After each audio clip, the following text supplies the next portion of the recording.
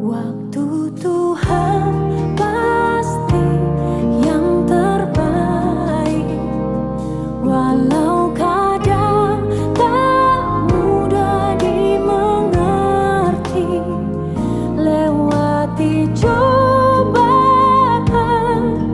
ku tetap percaya waktu Tuhan pasti yang terbaik. Salam saudara semua yang ada di rumah, mari kita semua bangkit berdiri. Kita akan merayakan ibadah pada pagi hari ini. Kita undang hadirat Tuhan ada di tempat ini, ada di tempat saudara masing-masing yang ada di rumah.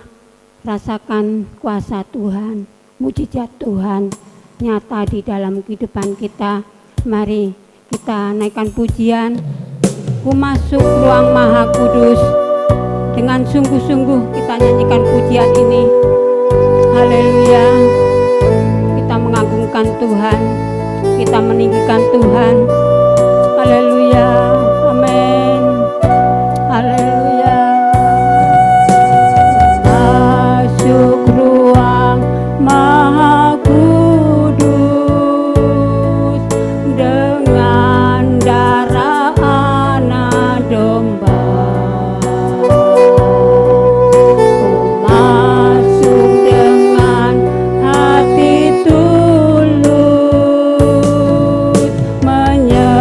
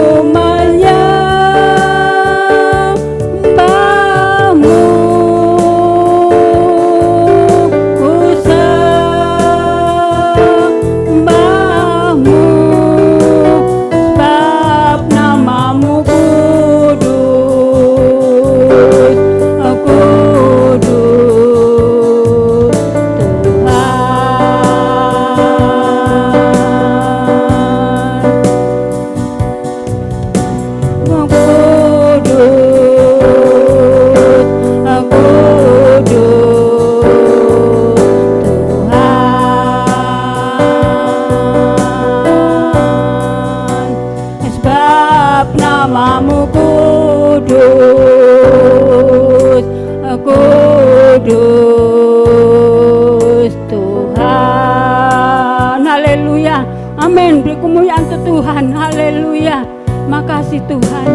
Terima kasih Yesus, sebab namamu kudus Tuhan. Kami menyembahmu, kami mengagungkan Engkau, kami memuliakan Engkau Tuhan.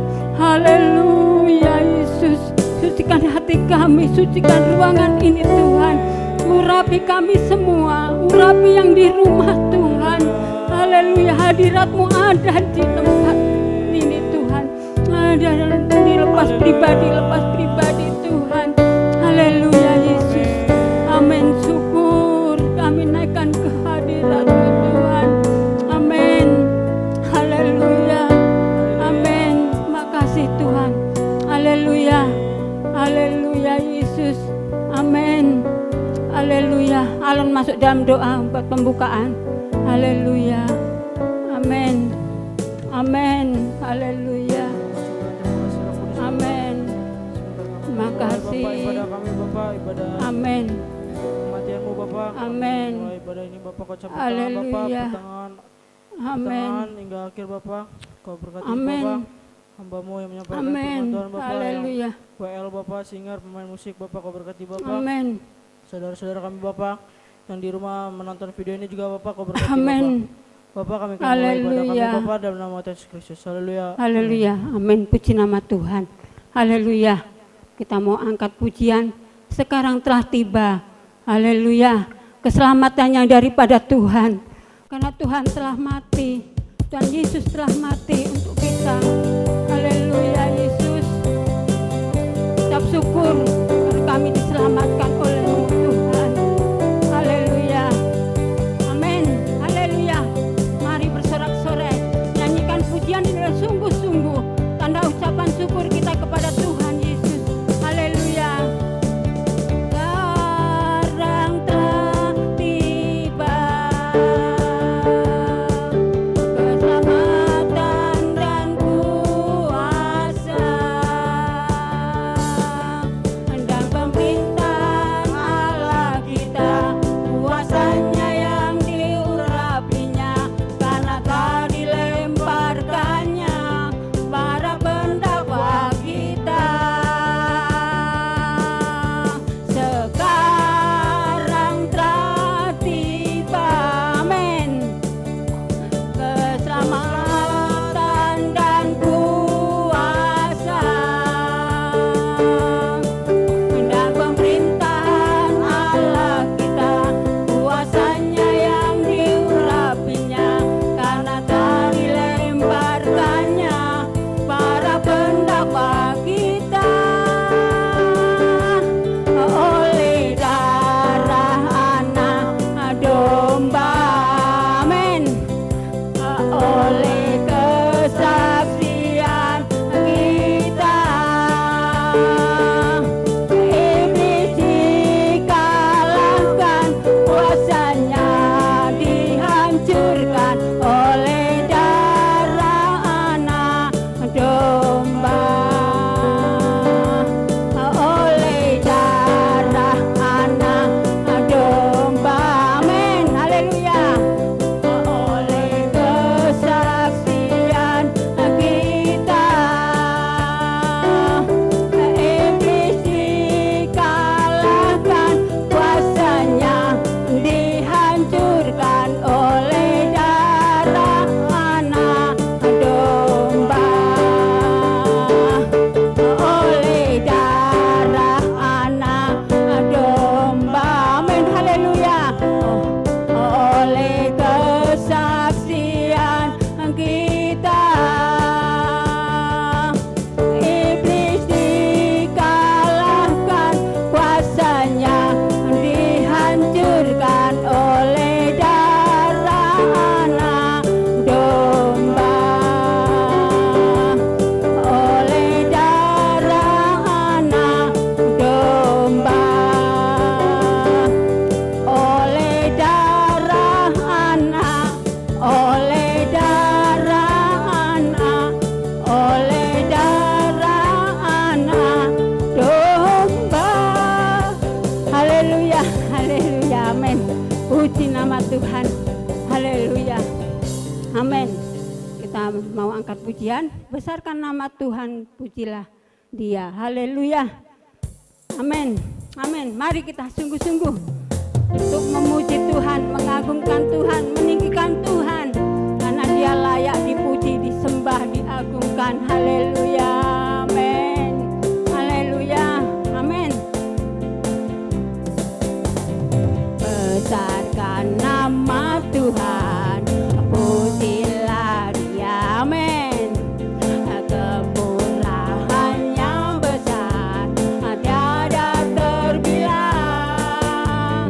Aku tak dapat balas betapa besar kasih-Nya.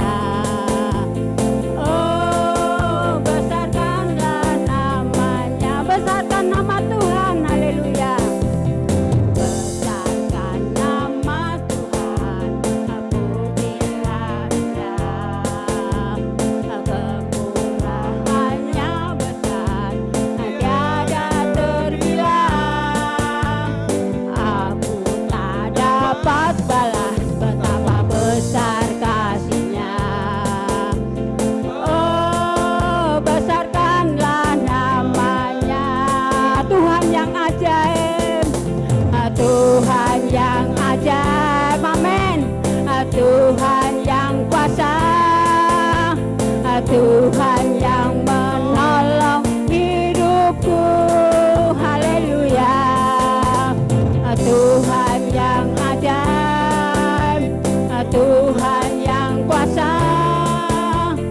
Jiwaku ditebus oleh-Nya. Tuhan yang ajaib. Haleluya.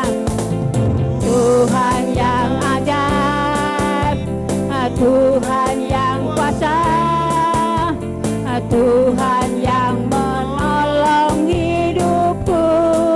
Haleluya. Tuhan yang ajaib, Tuhan yang kuasa. Jiwaku ditebus oleh-Nya. Tuhan yang ajaib. Amin. Tuhan yang ajaib. Amin. Tuhan yang kuasa, Tuhan yang menolong hidupku. Haleluya. Tuhan yang ajaib, Tuhan yang kuasa. Jiwaku ditebus oleh-Nya. Amin. Jiwaku ditebus oleh-Nya. Jiwaku ditebus oleh-Nya. Amin. Haleluya. Amin. Terima kasih Tuhan. Terima kasih Yesus. Terima kasih Roh Kudus. Jiwa kami ditebus oleh Engkau Tuhan. Tanda ucapan syukur kami Tuhan kepadamu. Kami tidak bisa membalas kasih-Mu, kebaikan-Mu, kemurahan-Mu. Hanya memuji, membesarkan nama-Mu. Kami mau siap mendengarkan firman-Mu Tuhan. Haleluya. Kasih Allahku sungguh telah terbukti. Kita angkatan pujian ini. Amin. Angkat tangan kanan kita, tanda ucapan syukur kita kepada Tuhan. Haleluya. Amin. Haleluya. Di Allahku sungguh telah terbukti. Amin. Haleluya. Ketika Dia serahkan anaknya, kasih Allah mau berkorban bagi kau dan aku. Tak ada kasih seperti kasih-Mu, kasih Allahku. Amin. Kasih Allahku sungguh telah terbukti. Amin. Haleluya. Ketika Dia serahkan anaknya, kasih Allah mau berkorban bagi kau dan aku. Tak ada kasih seperti kasih-Mu. Bersyukur. Haleluya. Bersyukur, bersyukur, bersyukurlah, bersyukur karena kasih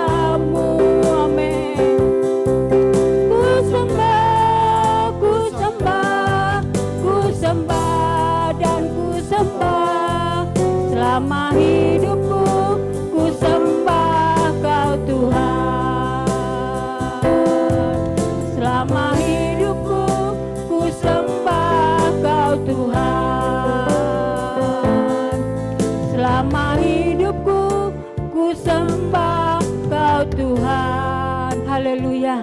Selama hidup kami menyembah Engkau Tuhan. Haleluya. Terima kasih Tuhan. Terima kasih Yesus.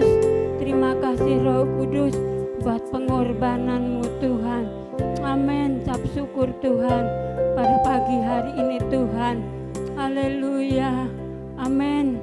Ntar kami akan dengar firman-Mu Tuhan. Biar kami ulang tidak sia-sia, tidak percuma, tidak bersuka cita. Damai sejahtera kebenaran padamu yang kami rasakan. Haleluya Yesus. Terima kasih Tuhan. Amin. Kami rasakan kasih-Mu. Kami rasakan kuasa-Mu Tuhan. Hadir di pribadi, lepas pribadi pada pagi hari ini Tuhan. Amin. Dan firman-Mu sebentar kami dipuaskan Tuhan. Amin Tuhan.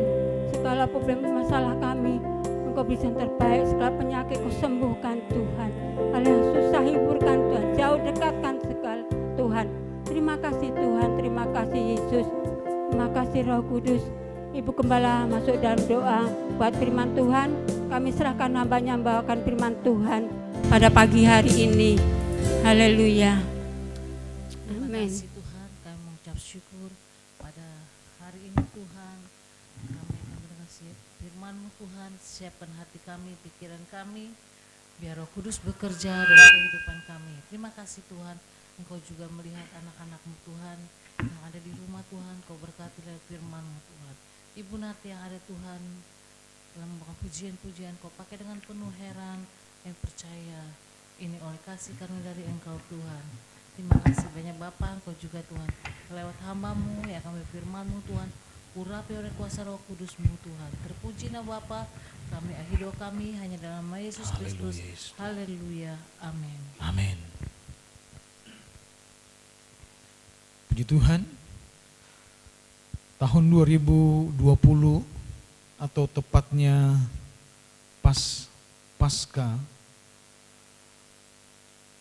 di bulan ini berbeda dengan tahun-tahun yang sebelumnya yang kita bisa lakukan di tempat yang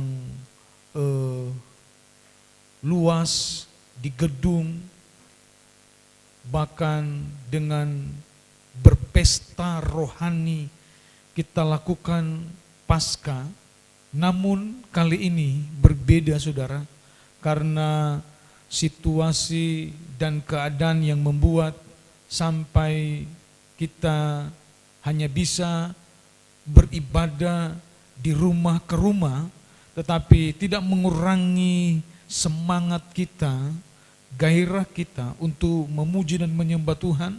Terutama hari ini kita merayakan Paskah, di mana kematian Yesus yang menjadi perenungan hidup saya dan saudara. Mari kita akan lihat kebenaran firman Tuhan dalam 1 Petrus pasal pertama, ayatnya yang ke-18 sampai ayatnya yang ke-19. 1 Petrus pertama ayat 18 sampai 19. Saudara yang berada di rumah, saudara bisa mengikuti pembacaan firman Tuhan ini. Demikian bunyinya. Sebab kamu tahu bahwa kamu telah ditebus dari cara hidupmu yang sia-sia, yang kamu warisi dari nenek moyangmu, itu bukan dengan barang yang fana, bukan pula dengan perak atau emas, melainkan dengan darah yang mahal, yaitu darah Kristus yang sama seperti darah anak domba yang tak bernoda dan tak bercacat. Judul firman Tuhan Paskah hari ini adalah karya di atas kayu salib. Paskah berbicara tentang kematian dan kebangkitan Tuhan Yesus Kristus. Hari ini kita merayakan kematian Yesus di atas kayu salib. Merayakan bagaimana kematiannya bagaimana penderitaannya ketika dia sampai di kayu salib. Sampai pada kematiannya ada banyak kisah, ada banyak cerita yang dituliskan oleh keempat Injil, bahkan nubuatan-nubuatan Alkitab yang lain. Bagaimana penderitaan Yesus sampai di kayu salib. Namun ada beberapa teolog yang memiliki pandangan tentang kematian Yesus dengan pandangan yang saya boleh katakan keliru. Karena ada dua pandangan yang saya ambil di sana dari teolog ini. Pertama, pandangan yang mereka katakan bahwa kematian Yesus hanya sebuah kecelakaan. Jadi Yesus hanya kurang bisa kompromi dengan peristiwa kecelakaan kematian Yesus. Lalu pandangan yang kedua, Yesus adalah orang yang baik.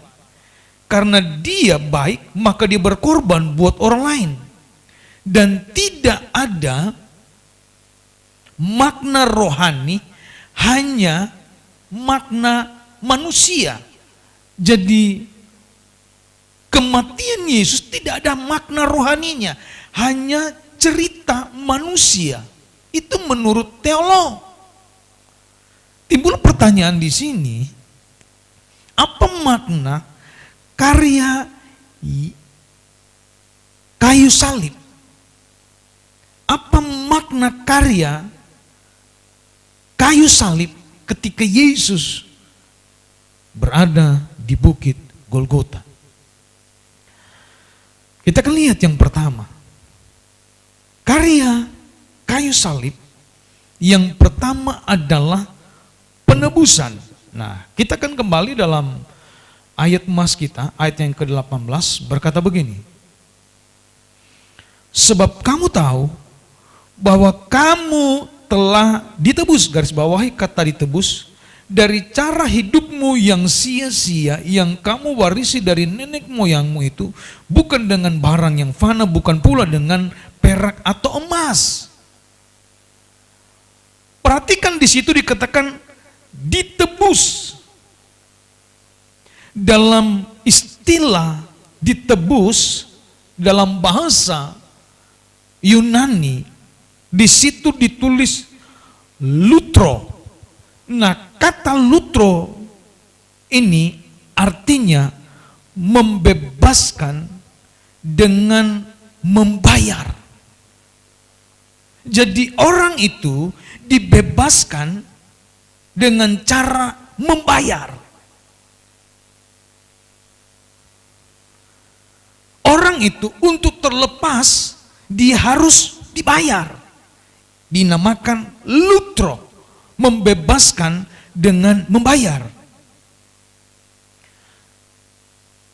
Ini istilah yang dipakai untuk seorang budak yang dibeli dengan surat pembebasannya. Jadi budak itu dibeli dengan surat bukti, maka dia dibebaskan. Orang percaya yang dimerdekakan karena anugerah Tuhan, karena Yesus yang sudah membayar dosa kita. Dia membayar, dikatakan dia membayar lunas setiap hidup manusia. Lalu kita akan lihat kata penebusan dalam bahasa Yunani, dalam bahasa aslinya. Kata penebusan dalam bahasa Yunani mempunyai 3 istilah. Pertama, dikatakan agorazo. Agorazo ini artinya dibeli. Baru kedua, istilah kedua adalah ex agorazo, artinya dikeluarkan. Baru yang ketiga adalah lutro atau surat pembebasan. Jadi kalau kita menerima penebusan, kita diberi kemerdekaan. Ketika kita ditebus, maka kita mengalami yang namanya kemerdekaan. Alami kebebasan. Mendapat kemerdekaan. Bagaimana seorang tahanan ketika dia keluar dari penjara, divonis bahwa dia sudah bebas.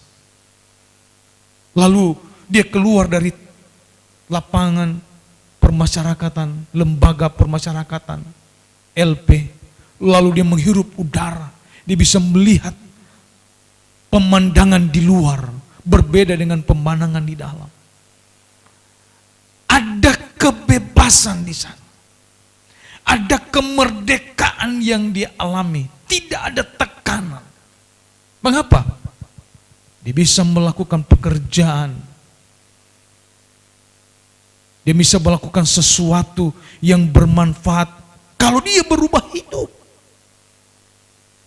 Artinya bahwa ada kemerdekaan yang dia alami ketika menerima kemerdekaan. Pertanyaan di sini, apakah kemerdekaan itu bagi kita orang percaya? Kemerdekaan yang kita alami adalah kemerdekaan karena darah Yesus. Karena darah Yesus membuat saya dan saudara merdeka. Coba kita lihat Ibrani pasal 9, ayatnya yang ke-22.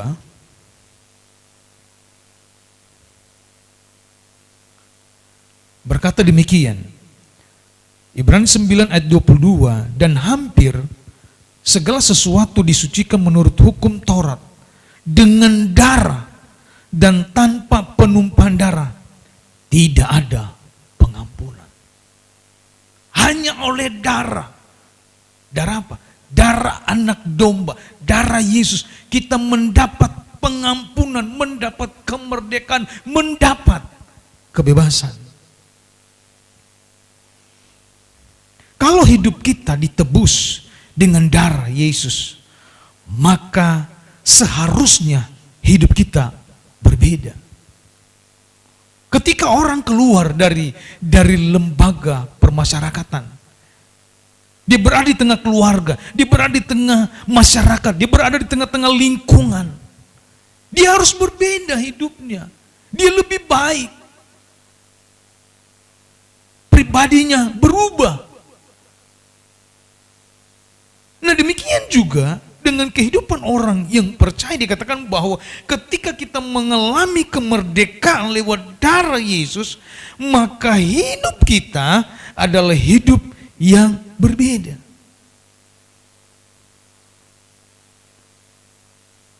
Bagaimana seharusnya hidup kita? Coba kita lihat 1 Petrus pasal 2. 1 Petrus pasal 2 ayat yang pertama. Karena itu buanglah segala kejahatan, segala tipu muslihat, dan segala macam kemunifikan, kedengkian, dan fitnah. Ayat kedua, dan jadilah sama seperti bayi yang baru lahir, yang selalu ingin akan air susu, yang murni dan yang rohani, supaya olehnya kamu bertumbuh dan beroleh keselamatan. Ada dua ayat yang kita baca di sana. Yang pertama dikatakan ternyata hidup kita buang yang namanya kejahatan, tipu muslihat, bahkan macam-macam kemunafikan, kedengkian, fitnah. Apa maksudnya ini? Ternyata praktek hidup kita, orang percaya adalah ini.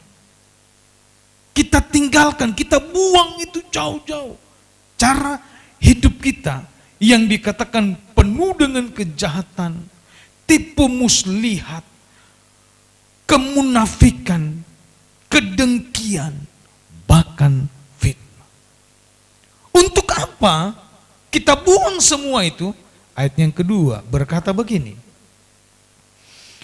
dan jadilah sama seperti bayi yang baru lahir, yang selalu ingin akan air susu yang murni dan yang rohani, supaya olehnya kamu bertumbuh dan beroleh keselamatan. Supaya apa? Kehidupan rohani kita akan bertumbuh, kehidupan rohani kita bertambah. Supaya apa? Dikatakan semakin menuju kepada kedewasaan. Seorang bayi tidak selamanya dia bayi terus. Dia akan bertambah, visinya bertambah. Setiap minggu, bulan, tahun, dia bertambah. Bukan hanya bentuk fisiknya, psikisnya, karakternya, kehidupannya akan bertumbuh. Hidup kita juga demikian. Setelah kita buang kehidupan yang lama, dikatakan hidup kita, rohani kita harus bertumbuh. Amin.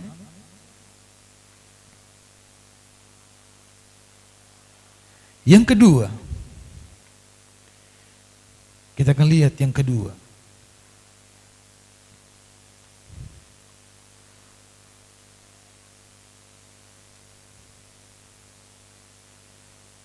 Apa makna karya kayu salib? Yang kedua, kita akan lihat karya di atas kayu salib. Kita akan lihat dalam 1 Petrus pasal 3 ayatnya yang ke-18.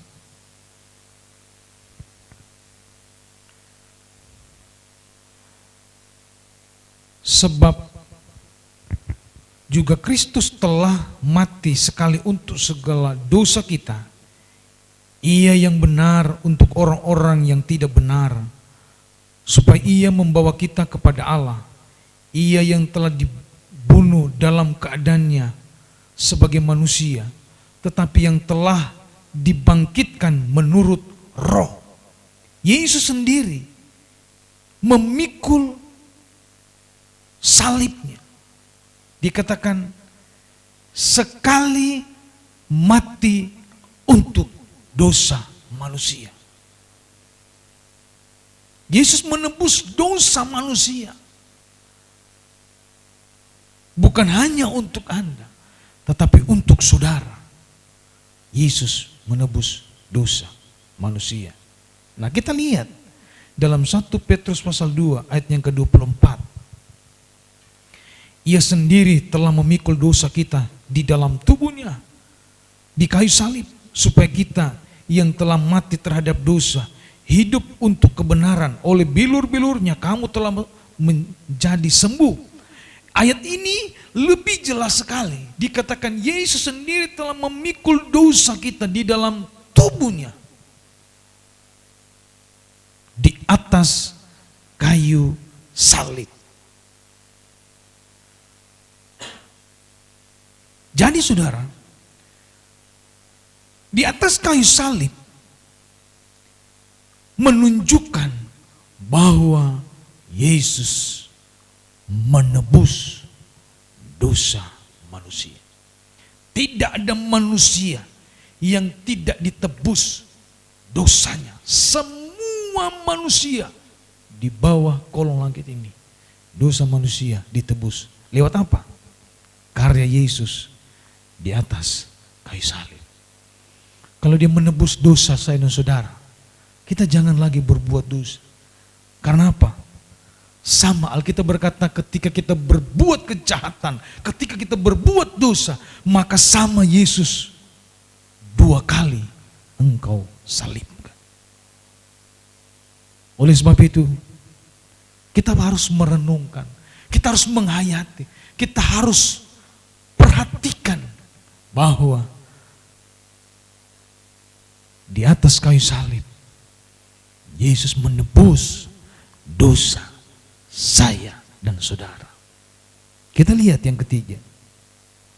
Yang ketiga,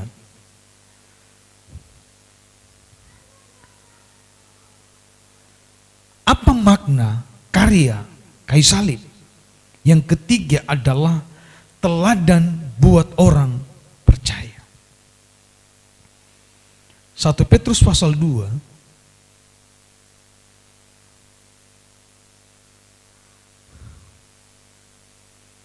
1 Petrus pasal 2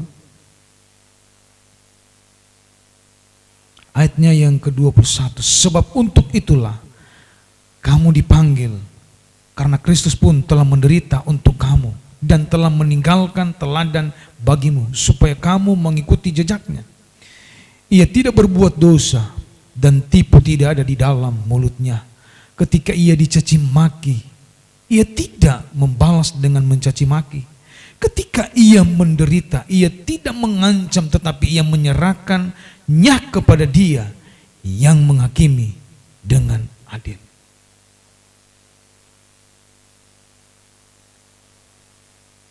Yesus memberikan teladan. Kristus menjadi teladan dalam hidup kita. Dikatakan bahwa ketika Dia dicaci maki, ia tidak membalas caci maki. Ketika dia sedang mengalami penderitaan, dia tidak pernah mengancam.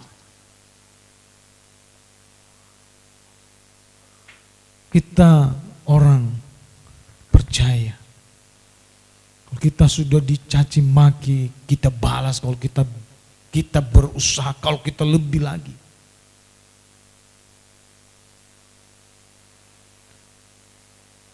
Ayat itu berkata dia tidak berdosa, bahkan tidak ada tipu di dalam mulutnya, tetapi dia dijadikan orang yang berdosa.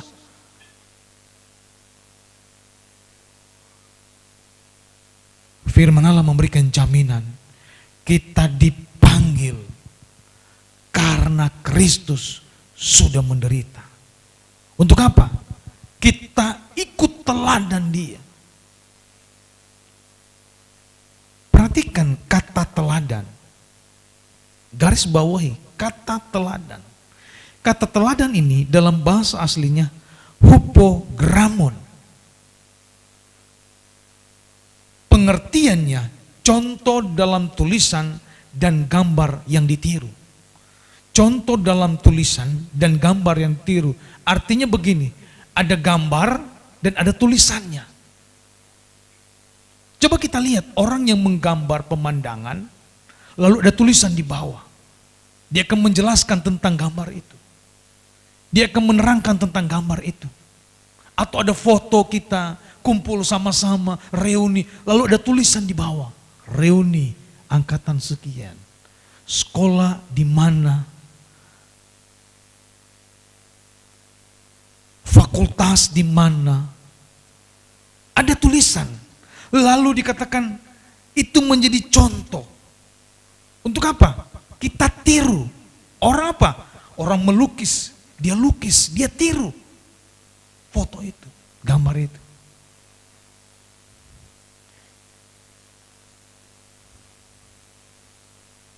Kita memberikan teladan untuk ditiru.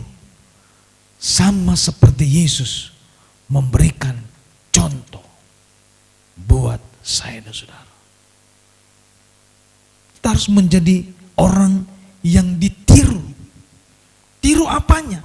Tiru cara kita, hidup kita, gaya kita, perkataan kita yang benar, perkataan kita yang baik. Itu ditiru. Bukan yang ditiru yang mabok-mabok, yang penjudi. Bukan yang ditiru orang-orang yang korupsi. Bukan itu ditiru. Tiru yang baik. Orang berbuat baik. Orang melakukan yang benar. Kita tiru. Alkitab berkata mereka adalah hupogramon. Yang perlu ditiru cara mereka. Kalau buat kejahatan gak perlu usah ditiru itu. Gak perlu ditiru orang buat jahat, buat dosa. Tetapi untuk berbuat kebenaran, untuk berbuat kebaikan, kita perlu tiru. Dan sulit untuk dilakukan. Itu sebabnya karya Yesus. Kita harus tahu bahwa di kayu salib itu Dia memberikan teladan. Dia sebagai Allah, dia sebagai Yesus, dia bisa berontak, dia bisa berkata. Namun perkataan yang dikeluarkan dari perkataan Yesus di atas kayu salib, kalimat kata terakhir, sudah selesai. Ada banyak hal yang perlu kita tiru, yang Yesus lakukan, yang perlu kita contoh. Itu karya Yesus di atas kayu salib. Timbul pertanyaan di sini. Apakah dampak dari karya di atas kayu salib?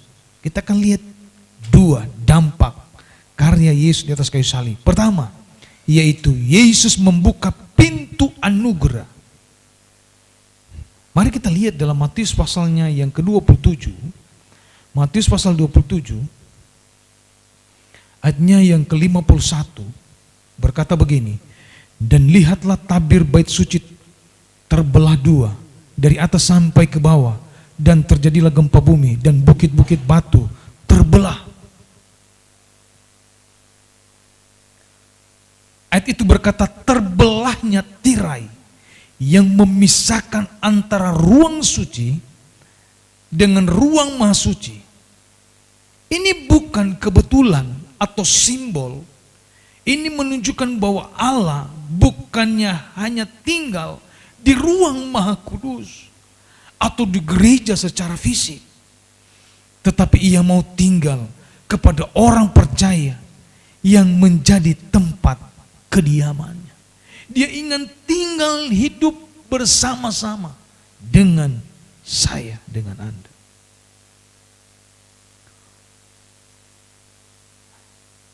Anugerah besar. Bahkan dikatakan bahwa gempa bumi, bahkan bukit-bukit batu terbelah. Ada kedahsyatan yang terjadi di sana ketika kematian Yesus di atas bukit Golgota di kayu salib. Dampaknya anugerah, artinya keselamatan terbuka bagi siapa? Peristiwa hari-hari ini, saya percaya di balik peristiwa yang sementara terjadi dalam dunia ini, ada banyak orang yang akan percaya kepada Yesus. Ada banyak orang yang akan mengenal Yesus. Ada banyak orang akan mengalami mujizat ajaib. Ada banyak keluarga yang jauh dari Tuhan, mereka akan datang kepada Tuhan. Karena apa? Mereka akan melihat bahwa ternyata ada anugerah, pintu anugerah keselamatan terbuka buat siapa yang mau datang kepada Dia. Kedua, apa dampak di atas kayu salib? Yang kedua adalah nama Yesus yang berkuasa. Kita lihat Filipi pasal 2.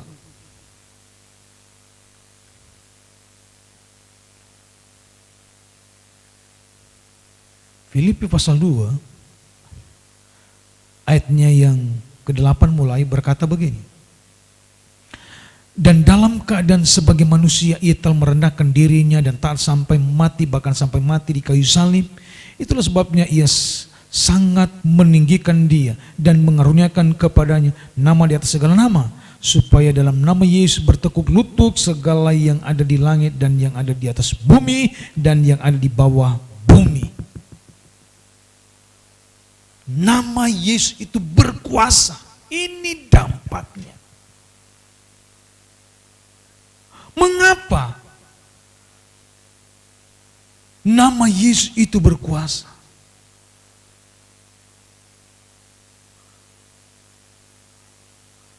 Nama yang ajaib, nama yang luar biasa, nama Yesus.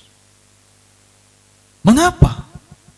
Kalau kita perhatikan dalam ayat-ayat itu, ternyata ada poin-poin yang menjelaskan membuat nama Yesus itu berkuasa. Perhatikan ayat ke-8. Dalam keadaan sebagai manusia, ia telah merendahkan dirinya.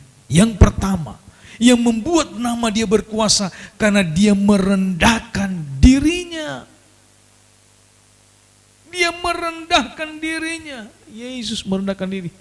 Dia seorang raja yang bisa mengadakan banyak mujizat dan ajaib. Dia merendahkan diri sampai di kayu salib. Baru kedua, mengapa nama Yesus itu berkuasa? Karena dikatakan ayat itu, dan taat sampai mati, bahkan sampai mati di kayu salib. Yang kedua, Yesus taat sampai mati. Bagaimana penderitaannya?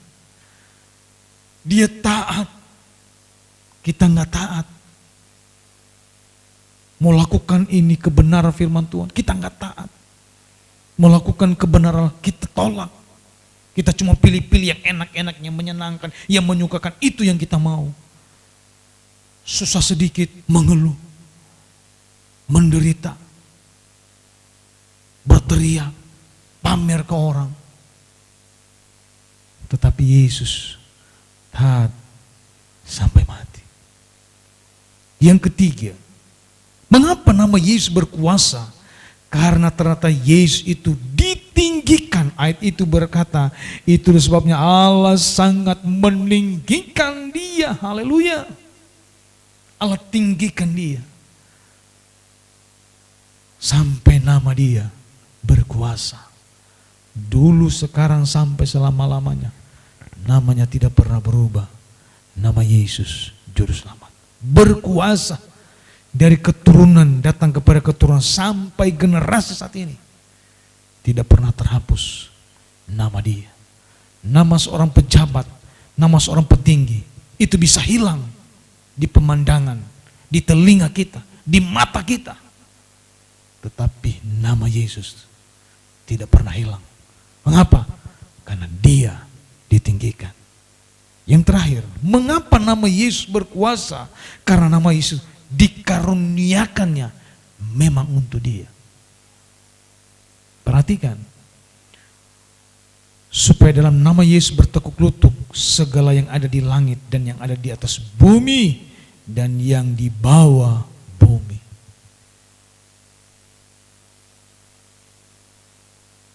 Segala yang di langit, yang ada di atas bumi, di bawah bumi, bertekuk lutut. Kenapa? Ada nama yang dikaruniakan, nama Yesus. Oleh sebab itu saudara, mari dalam suasana Paskah, sekalipun kita berbeda tempat, saudara-saudara yang ada di rumah, saudara yang menonton pemberitaan kebenaran firman Tuhan ini, engkau harus melihat, engkau harus menyadari, engkau harus mengintrospeksi hidupmu.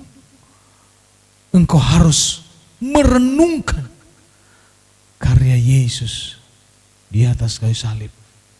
Jangan disia-siakan. Hargai itu.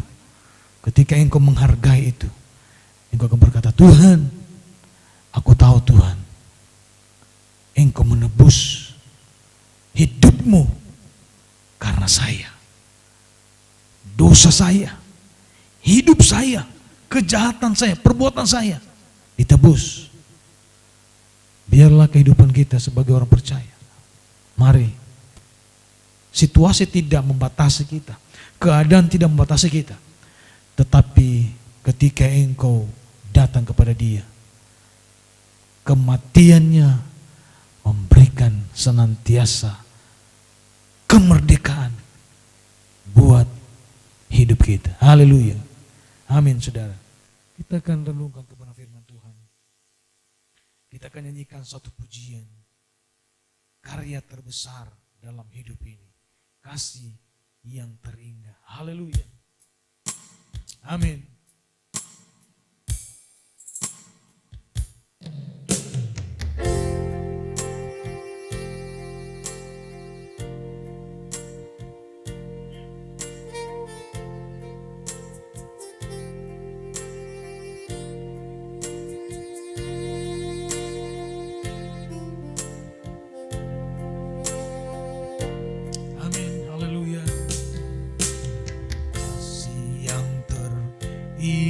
pegang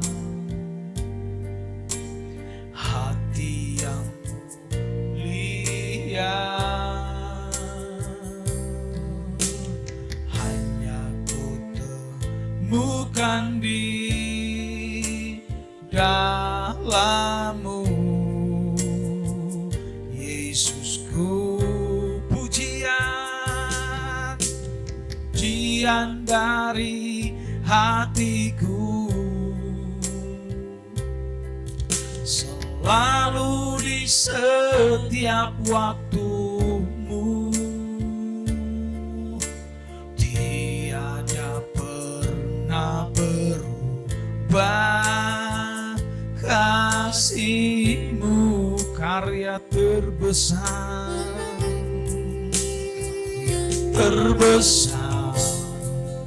dalam hidupku, pengorbanan-Mu yang selamatkanku. Engkaulah harta yang tak ternilai, yang ku miliki dan ku hargai. Yesus, Engkau ku kagumi. Bapak, Ibu, saudara yang kekasih, engkau yang berada di rumah, engkau yang sementara ikut pujian ini, kalau engkau simak kata-kata ini, dikatakan karya terbesar dalam hidup ini. Apa karya itu? Dia menyelamatkan saya dan Anda. Sekali lagi saya katakan, jangan sia-siakan karya ini, hargai. Jangan engkau tinggalkan ibadahmu, jangan engkau tinggalkan persekutuan-persekutuanmu karena situasi dan kondisi ini. Tetapi di rumah engkau berkata, Tuhan, aku mau beri hidupku, aku mau beri pribadiku, keluargaku untuk apa? Untuk bersekutu denganmu, karena pengorbananmu, karena salibmu membuat aku ditebus, dimerdekakan dari dosa. Kalau kita dimerdekakan, ditebus, hidup kita, cara kita yang lama kita tinggalkan. Untuk apa? Kita akan maju, bertumbuh rohani kita, mengenal, mengalami pengalaman bersama dengan Yesus. Haleluya, haleluya, haleluya, haleluya, haleluya, haleluya, haleluya. Glory bagi nama-Mu. Kami ingin menghargai. Ampuni kami Tuhan, ampuni kami Tuhan. Haleluya, amin Tuhan. Yesus Tuhan, terpuji. Haleluya, haleluya. Karya terbesar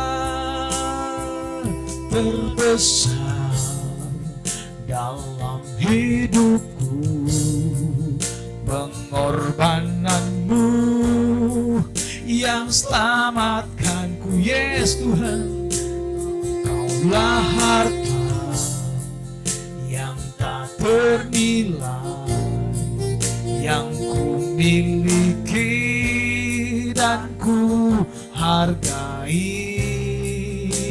Yesus, Engkau ku karya terbesar